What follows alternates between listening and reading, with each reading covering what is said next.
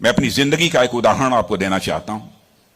मैं गांव में प्राइमरी स्कूल में पढ़ता था। वहां पर पढ़ाने वाले एक पंडित जी थे, एक मौलवी साहब थे।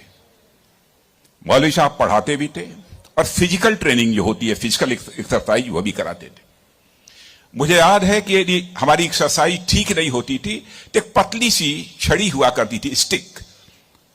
वह मौलवी साहब कभी कभी हम लोगों के पैरों पर धीरे से मारते थे, प्यार से मारते थे, डराने की कोशिश की, ताकि मैं ठीक तरीके से जो कुछ भी वो पीटी एक्सरसाइज सिखा रहे हैं उसको हम सीख सकें। उसके बाद 38-39 इयर्स की एज में मैं जब उत्तर प्रदेश का एजुकेशन मिनिस्टर बना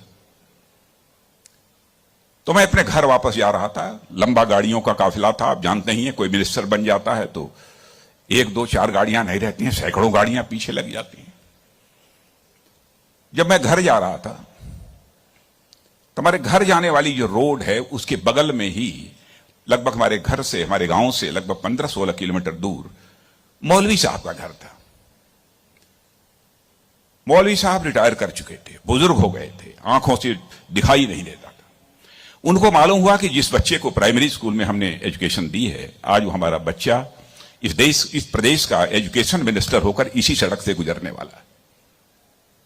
मौलवी साहब आंखें बंद किए हुए, आंखों से दिखाई नहीं देता था, और उनके 2-3 बच्चे उनके बगल में खड़े। जो सज्जन हमारे साथ बैठे थे गाड़ियों में, हमारे काफिले में, उन्होंने कहा कि देखिए, यही मौलवी साहब ने आपको पढ़ाया था, मौलवी साहब का गांव है। मित्रों, मैं अपने जज्बे को रोक नहीं सका। मैंने गाड़ी बैक कराई और मौलवी साहब आंखें बंद किए हुए, दोनों हाथों में हार लिए हुए खड़े थे। मौलवी साहब के पास गया और मौलवी साहब का मैंने चरण स्पर्श किया, उनका पैर छुआ,